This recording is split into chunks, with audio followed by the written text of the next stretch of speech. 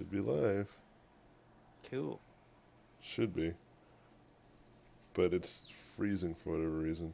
That normally doesn't freeze. Oh yeah, there you go. Live. I'll just ignore this then. I'll leave that up. And then I'll minimize this. Such a cool drawing. Yeah, I thought about you as I was painting it the whole time. I was like, I bet John's gonna like this one. Oh, sweet. That's cute. That's why I kept painting it. I was gonna throw it away, but then I was like, no, you know what? John's gonna like it, and so I'll keep doing it. How'd you know I would like it?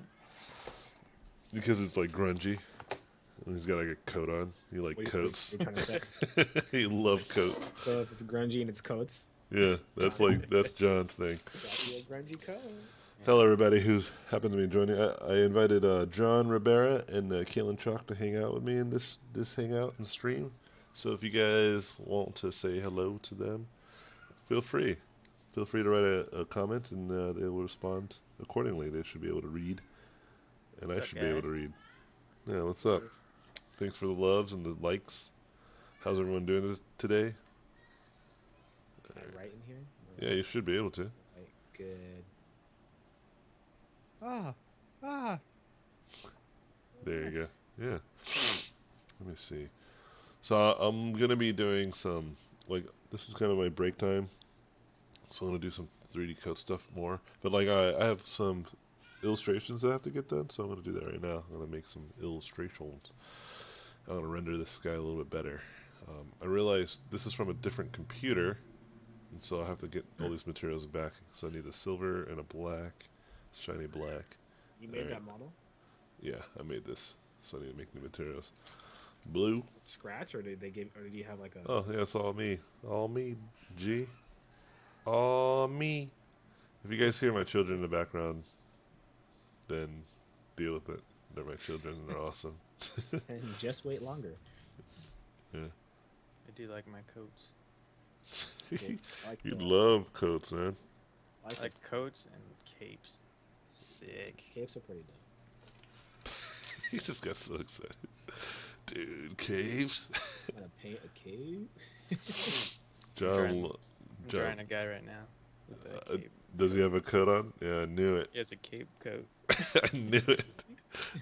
You're like, as soon as I said that, you're probably looking at your artwork that you're doing. You're like, yeah. Check it out. That's me. This is my guy. I can't see it. Is it on Skype? Yeah. That's cool. Yep, there's the cape. And there's the coat. I don't know why it is that you love, but I'm not mad at you.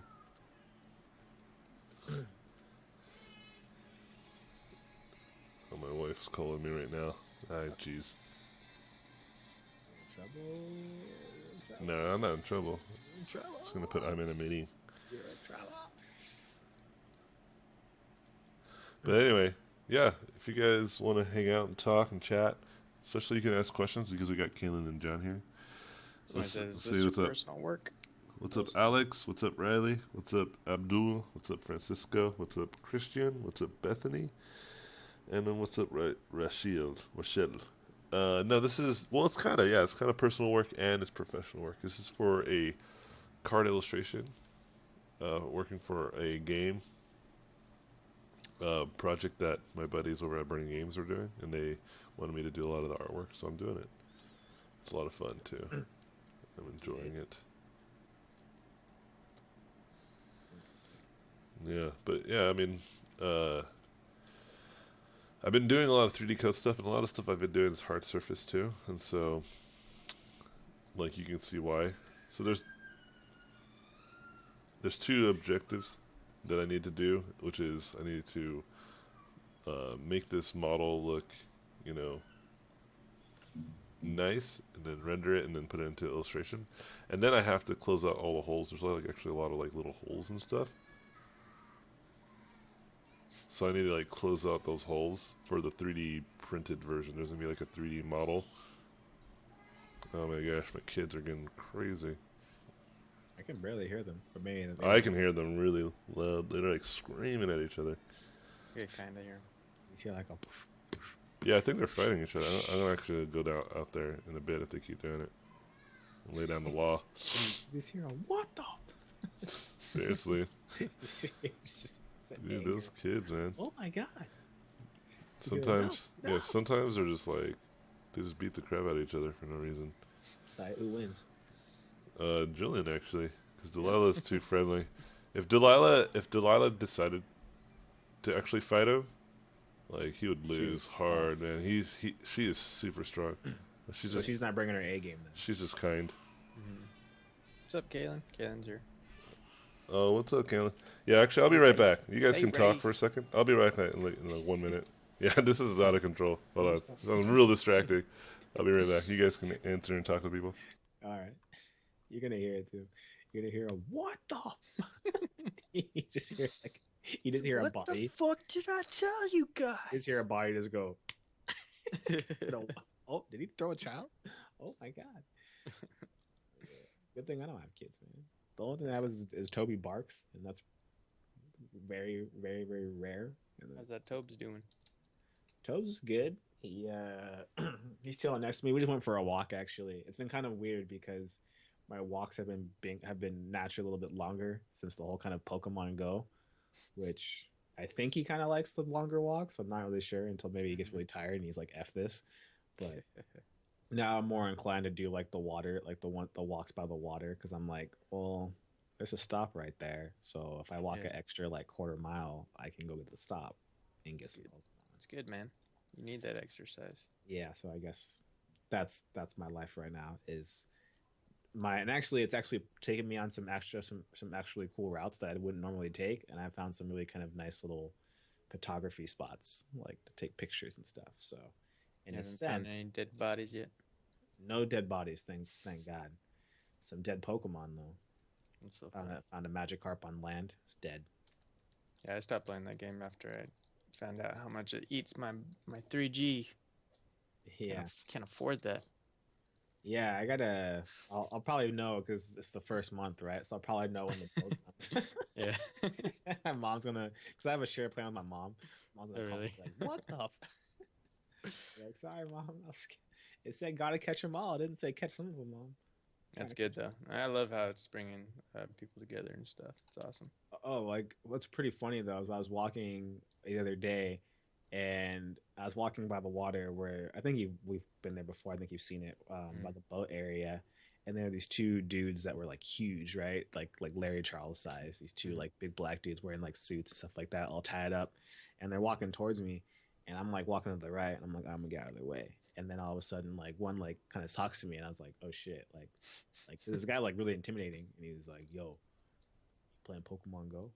And I was like, "Oh, yeah, I'm playing." He's like, "Yo, I'm looking for like a Magikarp, like you know where one's at?" And I was like, "Oh, there's one by the park if you go to the right." He's like, And back. And then he just like dips out. I was like, "That's hilarious." I saw that Kalen's in here. Jason Shire. Hey, what's up, Jason? Love that guy, man. Here. Pedro, Nick, good old Nick, good old Stefan, good old Sam, good old Michael Young. You guys are talking about Pokemon Go? Because he's talking about it. No, playing a couple games of Overwatch with that guy. Had some people like while I was walking my dog now. Like, go catch Pokemon. It's kind of funny. Oh yeah, with people while you're walking Toby.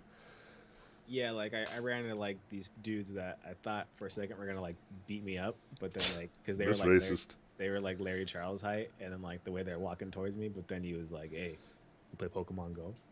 And I was like, yeah," and he was looking for something, and I was like, "Oh, it's over there."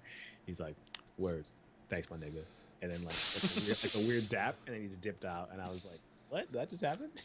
That's cool. That's racist. Awesome.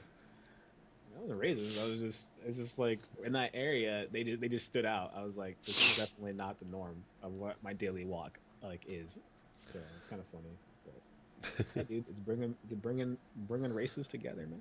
Bringing people together. It's good. Gamers. That's why gamers are great people. Yeah. Gamers and game creators. I would say someone made a cool thing about people trying to put lures near hospitals, so kids that are like in the hospitals that can't like get up and walk. Oh, that's awesome. Yeah, someone's trying to start that like as a thing, and I was like, that's pretty freaking cool. It's really nice. What? Say that again. they want to put lures near hospitals, so you can go drop a lure, and then that essentially brings more Pokemon to that area. So then people in the hospital that are in the beds that can't get up and walk around and do it, they can still play. That's cool. Yeah. And then some businesses are like using it as like a way to, Hmm. to like promote their business as like come here and like catch Yeah. things. We'll give Yeah, you a that's what discount. Sean Duong did. Yeah, like Sean's doing it with his restaurant. And I was Yeah. like, it's actually really smart too. Smart. Interesting thing. I'm curious to see how it develops.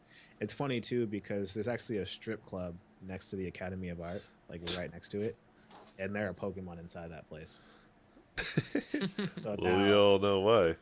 so now I got to figure out They're like trying to catch them all, man. how do I go in but not get a lap dance, right? Like Hmm. I just be like, Just lap dance all with right, I don't Pikachu. want a lap dance, but there's a Flareon in there. I need to get it. Can you just let me in like real quickly? And the boss is probably gonna be like, fuck no. Or maybe he'll be like, actually, yeah, dude, go around back. I'll let you in. Get this one too. Someone asked. I consume a lot of art slash media. Whenever I try to make something, I just started thinking I've seen this before, and done better, and it stops me from making stuff a lot of the time.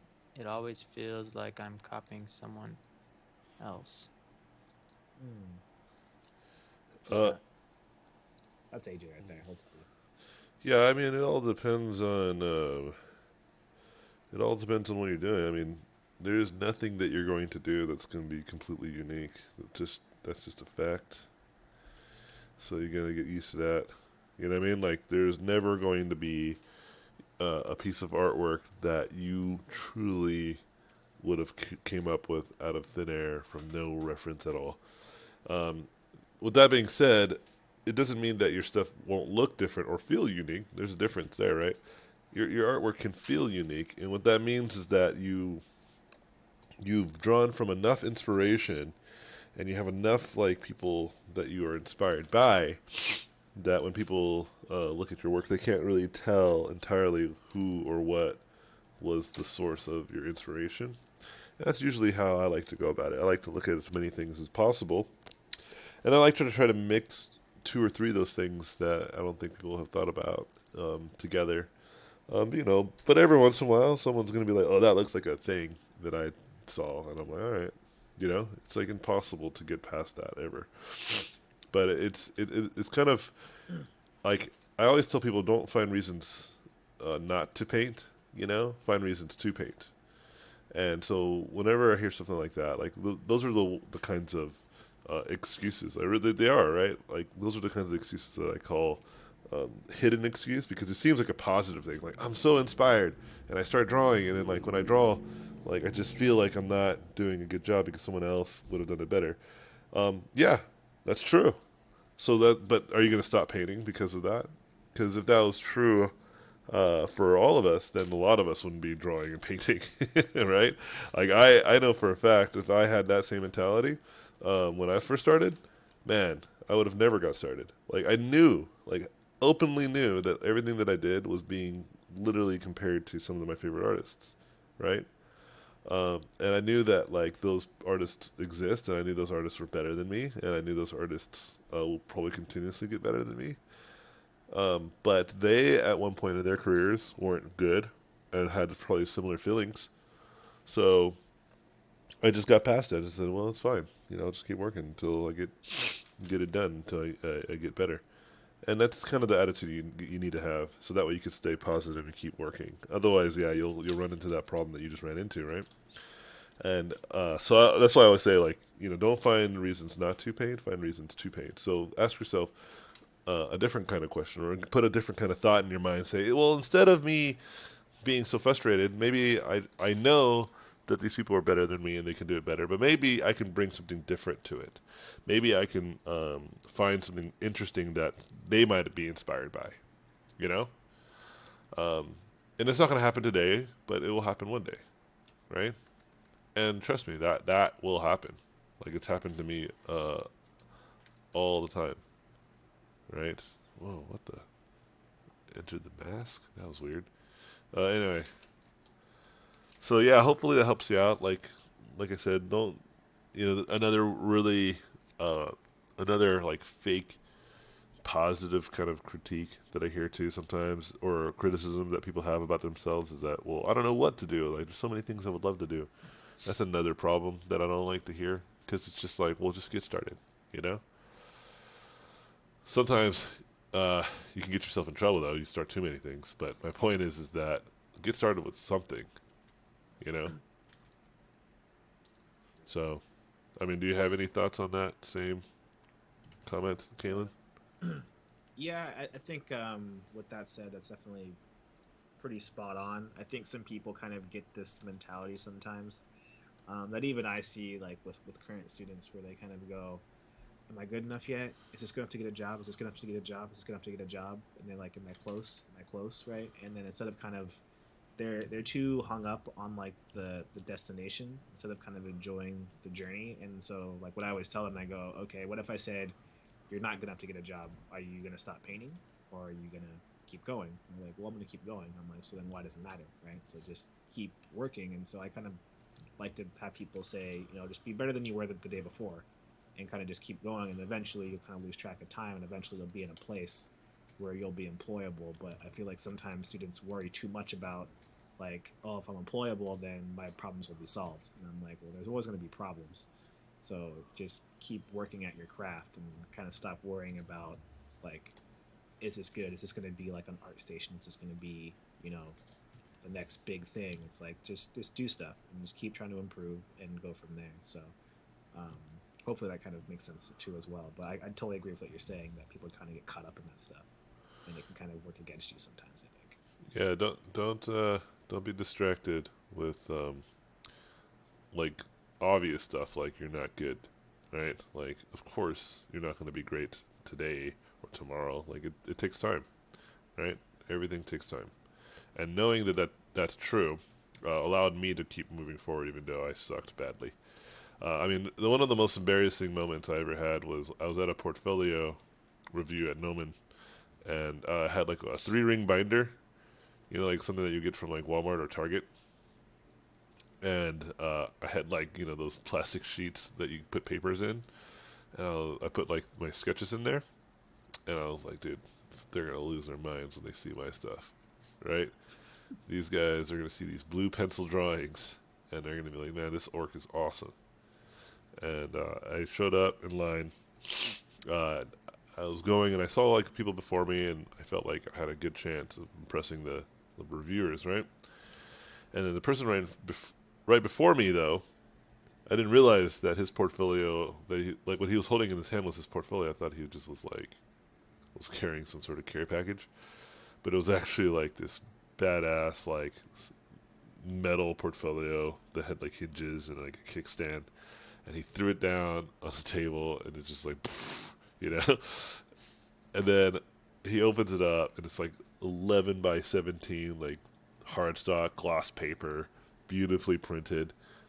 Colors are popping out. It's like a little bit of a 3D effect too because of how awesome it's printed. And I was just like, what in the? And then each page was just full of just amazing drawing after amazing drawing after amazing drawing. And it was like iterations too. Like it wasn't just like a sketch or like it was like something that you would have seen in like one of those epic art books. And I was just like, uh oh, you know. And I remember like after his review, I was next, right? Like as his review was closing out and people were like giving him praise, like the people that were reviewing his portfolio, I just stepped out of line, you know, because I already knew that I had I didn't have a good portfolio at all, right? I just knew that my work was just terrible. Like not even like I didn't need them to tell me what to work on. I already knew what to work on, which is better work and more professional and more serious. Like take my work a little bit more seriously. I didn't take it so seriously, and that was a good moment, and that's a moment that I like to try to tell people because a lot of people don't realize that their portfolio is good enough or bad enough. But if you go to a portfolio review, it gives you an opportunity to find out whether you find out indirectly, like I did, or you find out directly, like someone will tell you. You know, like before that moment, I felt like my portfolio was great. You know, and then after that moment, I knew exactly what I wanted to have in my portfolio. You know, and I literally designed my portfolio after that, based off of what I saw that guy had, and to this day, I still remember like exactly like how I felt about that and how his portfolio looked. It was amazing, you know. So yeah, don't be too concerned about like, well, someone else is doing it better. Yeah, that's always going to be true. Even today, as a professional and as someone who's worked in the industry, um, there's always people still better. Even today, like I commented on my friend James Sabata's work because he posted this really cool like sketch he did, and I was just like, dude, it's so good. It is so good. It's better than anything I got going, you know. And it's nice. It's nice to kind of have that. And like a lot of my good friends are like that. A lot of my friends are way better than me, you know. And so that's something that you should keep in mind. It's like what's the beauty of us artists is that we all kind of get along, and we all kind of admire each other's work. You know, at the end of the day, even though a lot of times we're competing for the same types of jobs. It's a really interesting industry, man. It's pretty good. I'm very lucky and very fortunate to be in it. Yeah, he said thanks for the answers. Yeah, man. What's going on? What's going on here? What's people saying? Sup, fools? What's up, Michael Tran? What's up, Paul? What's up? I don't know how to say that. Kozłowski. Um, Rochelle, he's the one that asked the question, right? Hospital thing is sweet. Um, drop some inspirational. Yeah, you're welcome, Sam. We got Remy up in here. We got Nicholas, and we got Luca. What's up, Luca? Hello, friend. Yeah, if anyone else has like a question or something they want to ask, like I'm going to be doing this for a little bit longer. If you guys have any questions about like environment stuff too, Kalen's here. Or if you have if anyone has any questions about like coats, like John loves coats, so so you can talk to John and John will Hell give you. yeah. See, Hell yeah. he just loves coats. They're not 3D coats, just coats. It's always hanging out at the coat factory. Yeah, Best place to go. yeah, you're always in the coat factory. Mm-hmm. I Like, knew hey, it. get out of here. I love coats. I love coats. They're like, You get can't at. stop me. They are cool though. Cloaks. Yeah.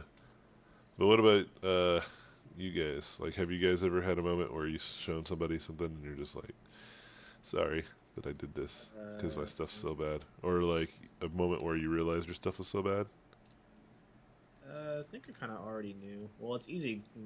Well, I was going to school with you and Edgar, so that was a very constant reminder every freaking day that my stuff wasn't up to par.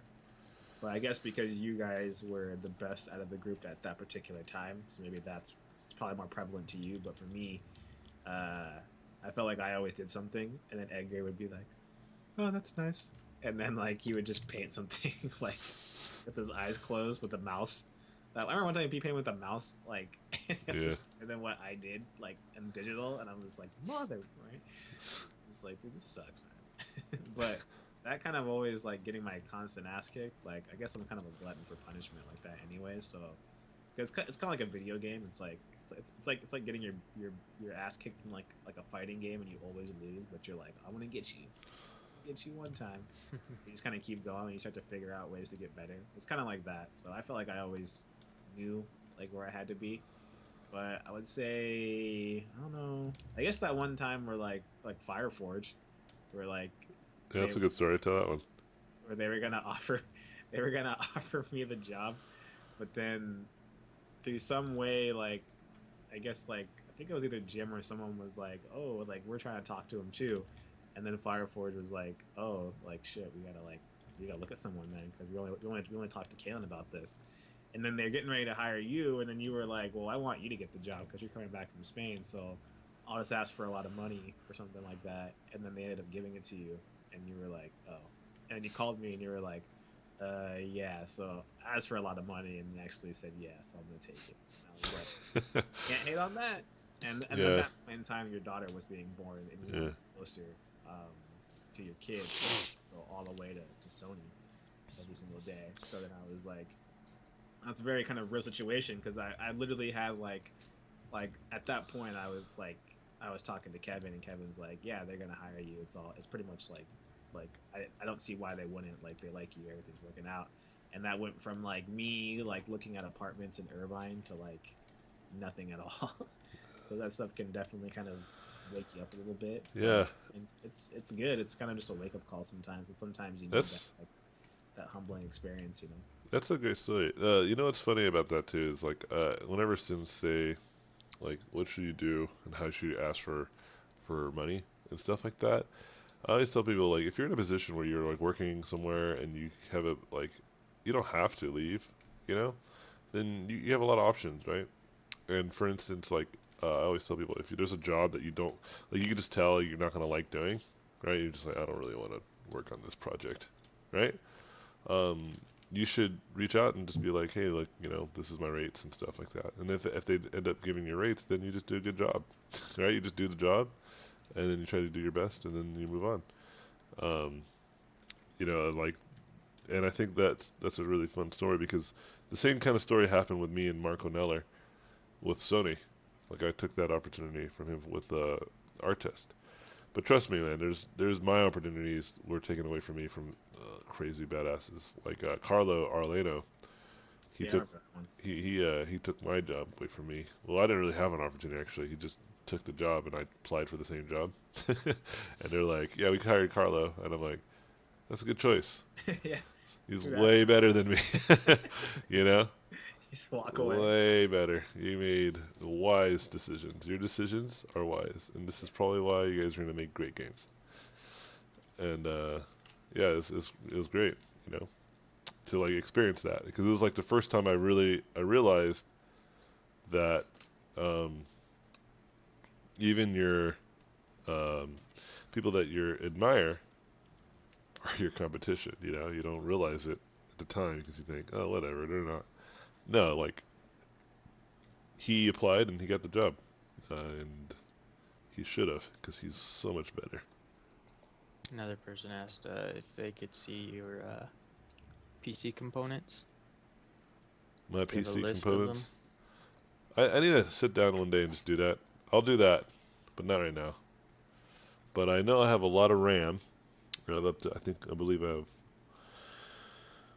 what is it? So it goes 32. And I think I have 48, right? 48 gigs of RAM, which is a lot. And then I have like, you know, not the latest and greatest processor, but a decent processor. And then I have the the Titan 980, I believe, GeForce. I think that's all you need. You just need a really good video card, lots of RAM, and then you can run a lot of the software that I run relatively easy. Yeah, I got 48 as well. A lot of RAM. Yeah, a lot of RAM helps, especially Photoshop works with RAM too. So Yeah, I have like dual 980s, like GTXs with the RAM. really, damn, dude. You see the new Titans, Yeah. Well, Titan Fonz, X. I mean, Fonz is like really good with computers, so Fonz like helped me trick mine out. So he was like, "Get this, get that, get that." So I can do a lot of different things on the computer because I have three screens too. So then it's like everything is like simultaneously happening. So, but even then though, I feel like my computer because I want to start getting into more like world building and stuff like that, and like more heavier 3D. That like eventually I may have to like drop this machine or give it away or something, and then start going for like that Mache level, like some freaking arc reactor Iron Man shit, like, or like it Yeah. could build, they could like like the computer could 3D print or something. You know, It's a 3D printer and a computer and a phone and a terminal. To be like,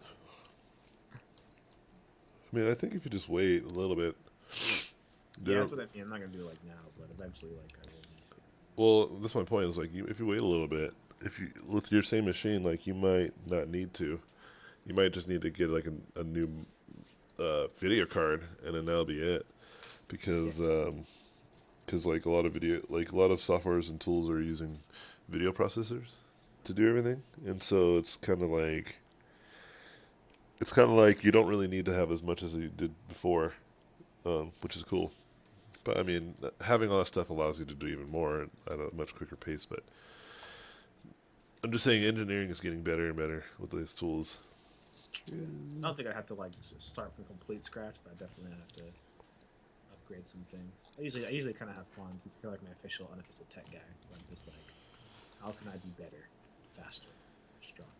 Like, you're good enough for now. And I'm like, all right, cool. Thanks. Somebody asked for you a question for you, Kalen. Says your compositions are so dynamic and have a lot of emotion.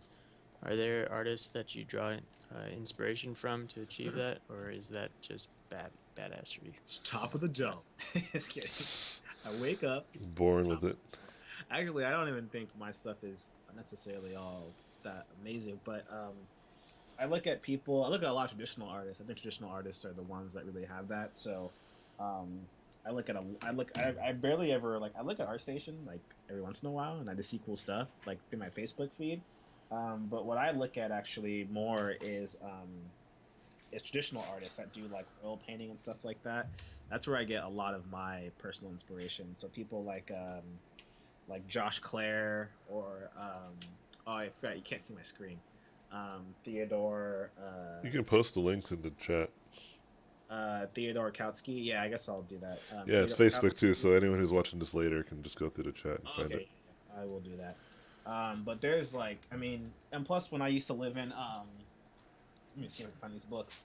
When I used to live in Spain, I mean, Spain's very, very big on like traditional artists, so they have like Sorolla and stuff like that. And I used to go to museums all the time, and I mean, even when we were in Barcelona, like I was taking pictures like in those museums because there were some nice environment paintings that had sick compositions that I'm like, yeah, I could use that later. So I personally like to get mine from traditional artists, like anything from like California Western landscape painters. Like I love like a lot of my books are traditional art books, so that's kind of where I find my inspiration in the daily.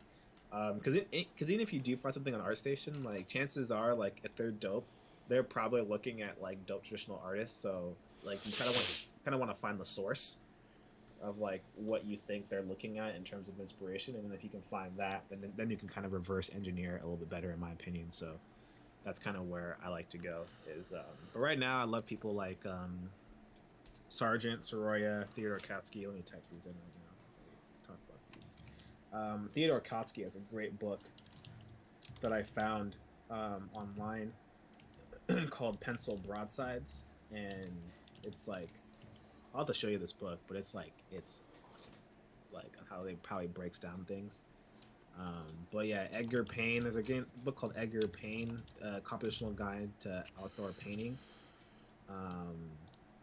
Oh shit! It almost tagged Edgar Cardona when I typed it in. Edgar Payne. Yeah, everything that Michael Young wrote down in the chat, like Brian Blood, Edgar Payne, Josh Clare, Mark Boges. I don't know how to say his name.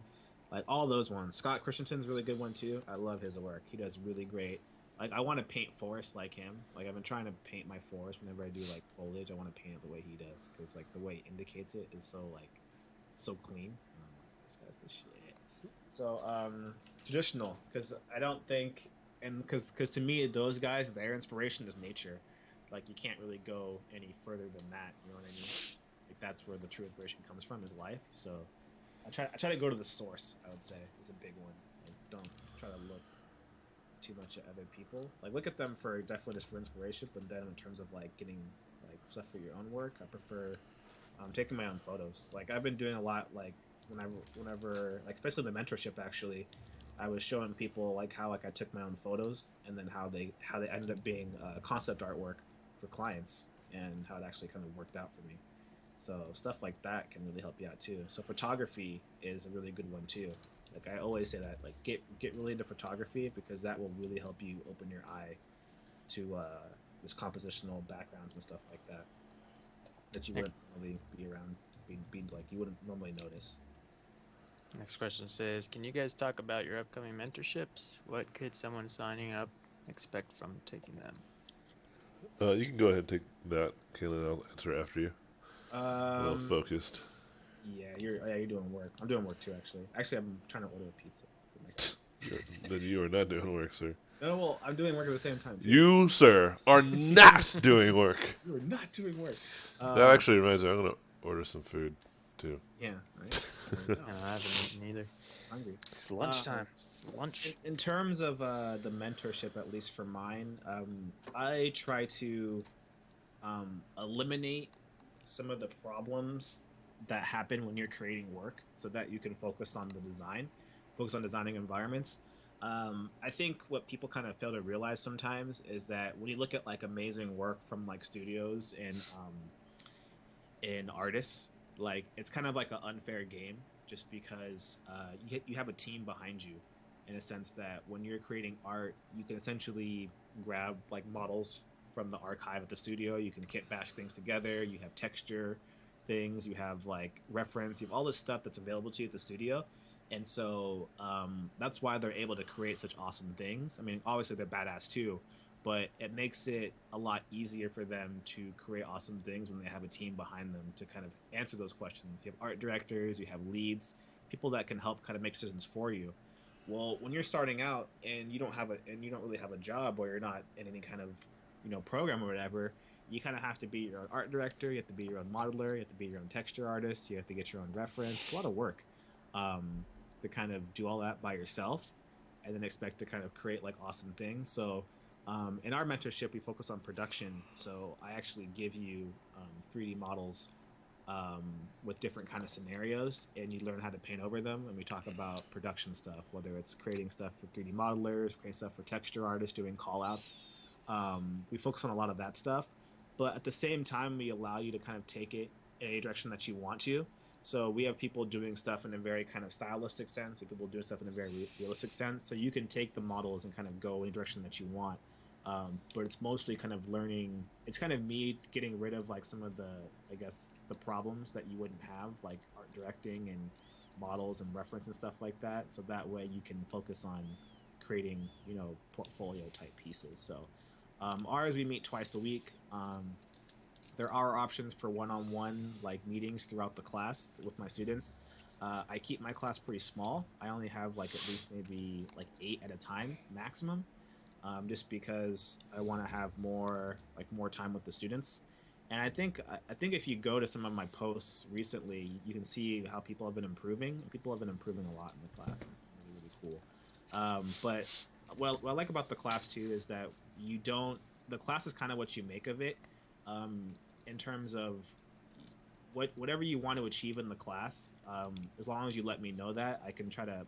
My job is to help you kind of achieve that.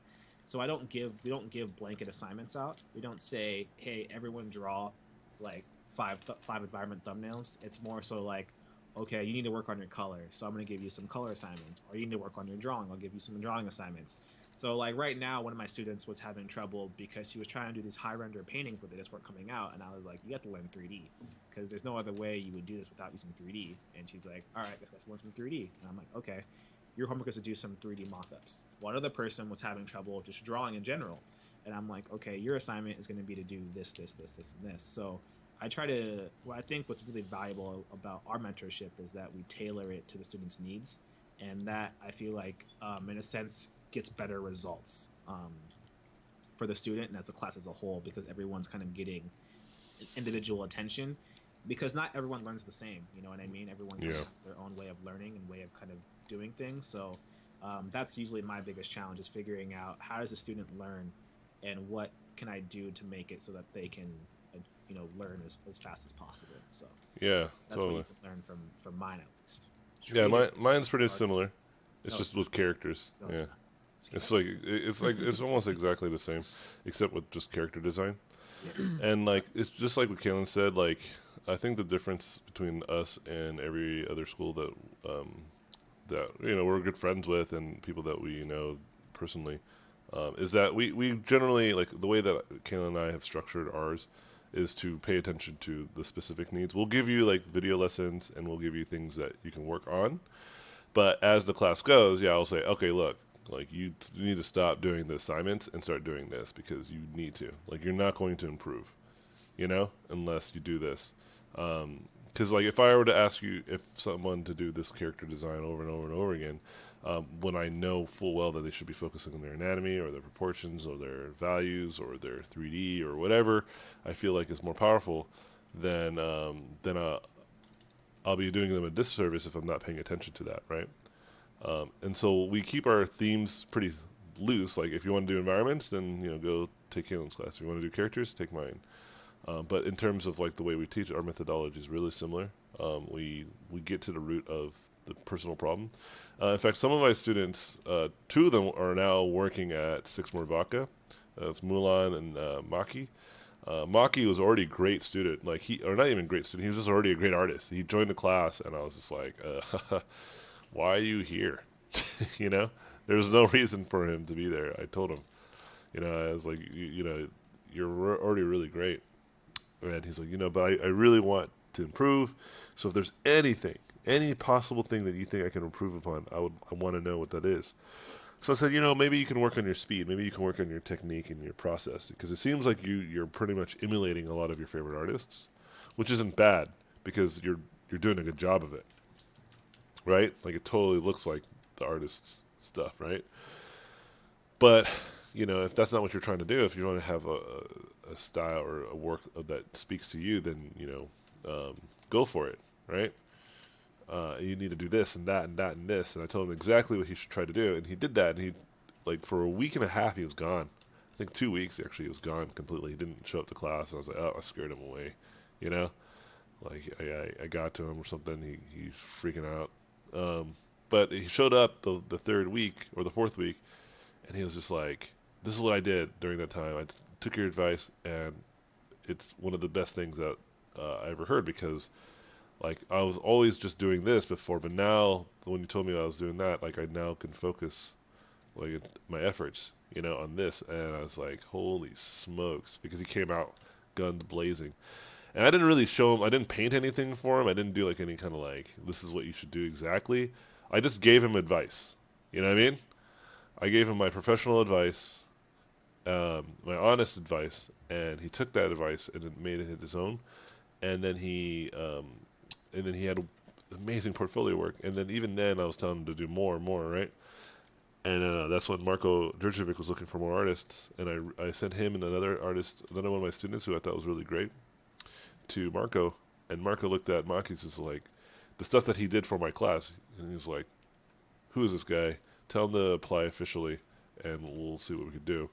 And now he's over there, and he's doing great. He did a workshop with us recently, and it was cool that we hung out with him. And I love that guy deeply. He's a really good guy, really smart, really talented, and I think he's going to be a legendary artist for sure. He's going to be one of the greatest.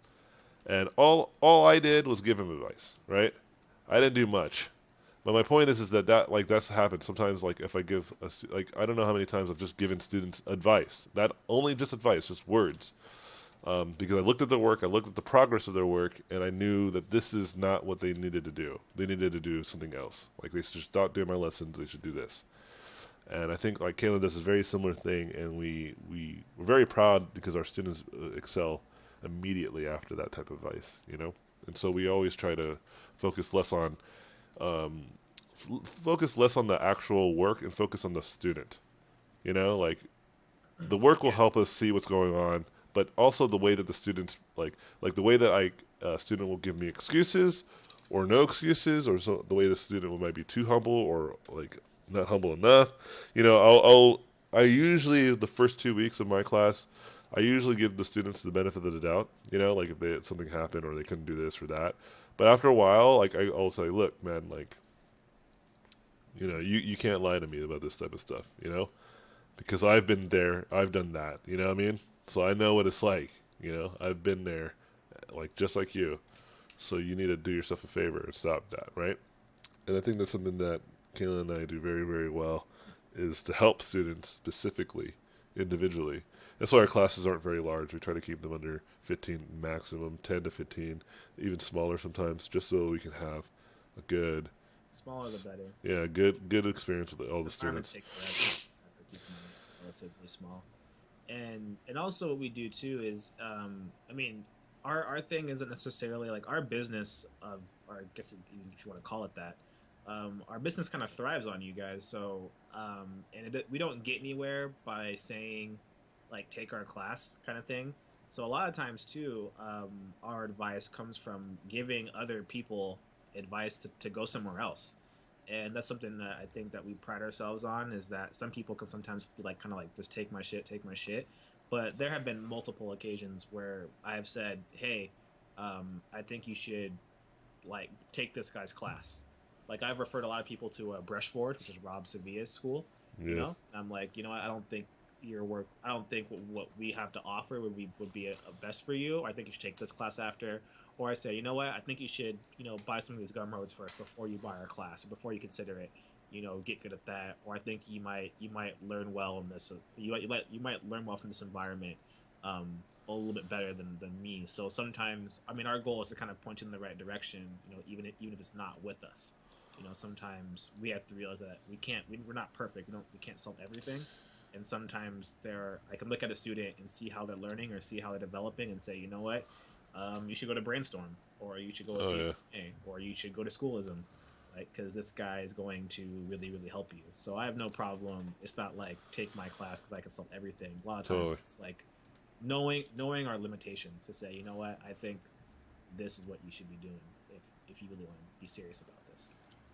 Yeah, because we know that there's time and effort that are like people that want to take classes from us. They know, you know what I mean? They like know like my students that are in one class. They want to learn from me. You know what I mean?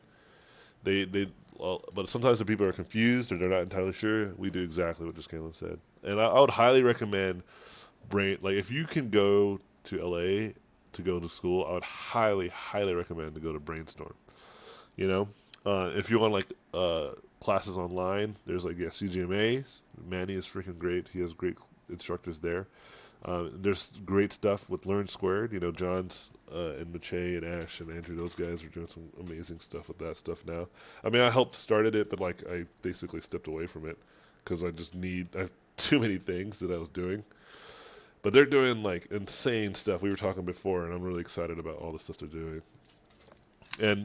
And there's like Gumroad videos, tutorials that are done by other artists outside of just me and Kalen. You know, obviously there's a lot of people. There's Cube Brush by Mark René. You know, yeah, like these people I know them and like they're friends of mine and they're really good people and they're really great instructors and there's plenty of room for all of us, right? And obviously there's like the classics like No Man, you know, there's like classic books like from Scott Robertson, classics, other online schools like Schoolism, like Kayla mentioned. The opportunity of learning is just like endless, right? And so it's just, you have to ask yourself what kind of person you want to become and what kind of classes you want to learn or take.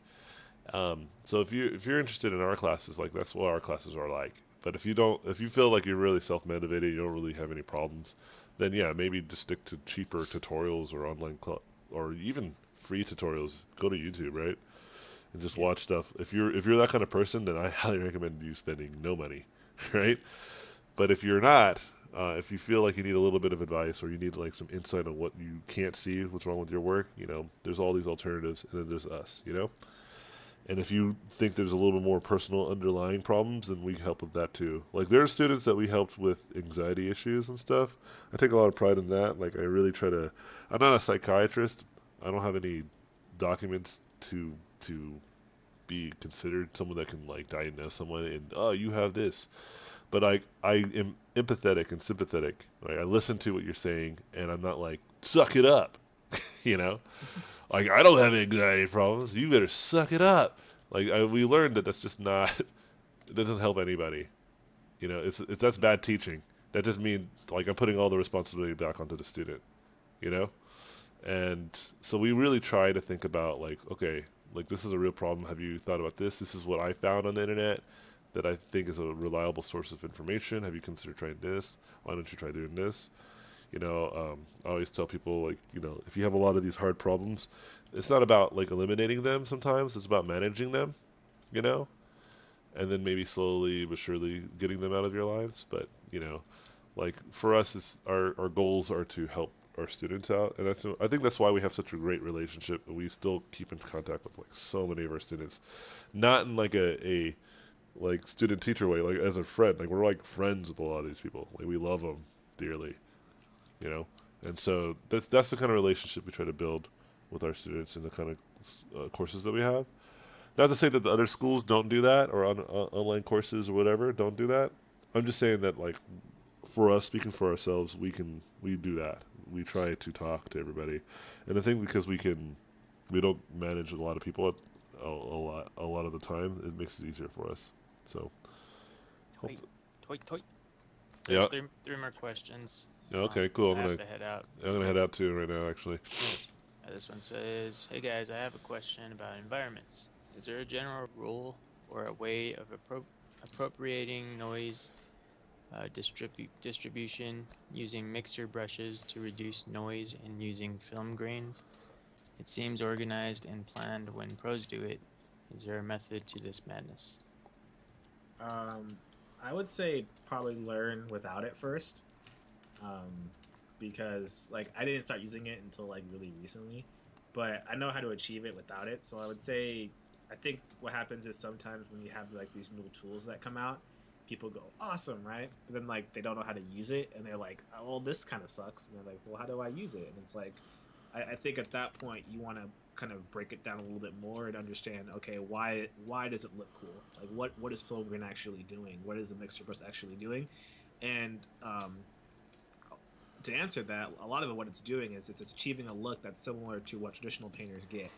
And so then at that point, you want to go to the source. You want to start looking at traditional painters and seeing like how they actually paint. So for me, to learn how to get more painterly feel and more strokes in my drawing, I have to kind of go watch, Asian Kevin. Remember Kevin, badass little life drawing guy, one of my homies. He does really good oil paintings, and so I try to get him to come out to my area because he lives by me. I try to get him to come out and try to show me some things about oil painting that will teach me some things about color and about just blending, all that kind of stuff that I know will help me um, with with my personal drawings, with the digital drawings. So I think if you're having trouble with the kind of film grain stuff, then you want to look at the photography.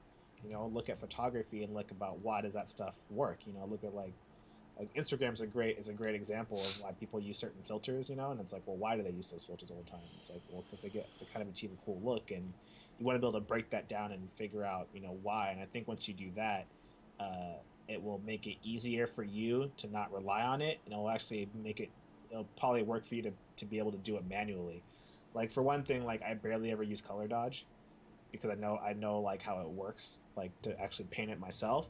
But now if I need to use color dodge, I can use it, but I'm not relying upon it. So I'd say don't be too reliant upon the tools that people kind of use all the time, which is like, you know, uh, photos or the painting stuff. Kind of understand how it works underneath the surface, and then you can get into that, as you kind of get more knowledge on the subject matter.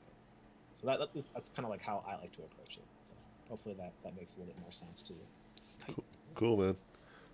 What are the other questions? Let's lightning round them. I'm gonna get going. I want to take a course with you guys soon. I'm unsure if I should take Learn Squared or the Robot Pencil Mentorship. I want to be a character designer, both Take 3D and 2D. take both. I mean, I would say whatever makes the most sense for you at the time. We're always going to be around, and they're always going to be around. So take your time. Don't be in a hurry. Plenty of people that have taken one of the Learn Square classes and take class with us. Yeah, Luckily, things are so affordable now. You can what normally would be like 80 grand. You could then take like literally a third or a fraction of that, and you could take like 5 classes within a year. yeah. Like So all and like not just from us, like from other great every instructors. yeah, Yeah. so yeah, enjoy the ride. And then the last question is, what are your expectations of students who graduate from your mentorship? Well, we don't graduate. That's the thing. We don't have grades. We don't like give out certificates or anything. We just give people like the tools and resources they'll need to be able to continuously make artwork. I like my greatest my greatest strategy. I tell all my students is that I don't want you to have to take my class again. You know, like if Yeah, you like people do like people definitely take my class again and they just enjoy like hanging out. You know, but like for me, it's like I want you to take my class once, right, and then be able to take any other class or even learn on your own after that. You know, I want you to be able to have all the tools and resources to allow you to become a great artist. So after you take my class, if you want to take more, like I've had students, take 6 or 7 months like straight because they just they just felt like it was they treated it as a school, and they wanted to like do like a quarterly or semesterly type of approach, right? Which is fine. But the way that like we like to teach is to get you to have all the tools you need to become epic, and then become epic, and then get jobs and try to get jobs. And a lot of our students, we have like at least I would say like we're getting close to 100 students are now starting to work and do stuff, which is really crazy. Like a lot of them are doing some good stuff. And out of those, like we have dozens of them that are working at like some epic studios, you know? And so it's really, really cool to kind of start seeing a lot of the people who've taken my class in the past starting to be epic, starting their own businesses, doing their own stuff, doing their own projects, working for great companies. And I'm very proud and I'm very excited. Like one of my students, my very first student, Mulan, is like surpassed me. It's crazy. And I even told him, I was like, "You're crazy good," and he'll, yeah, he's so good.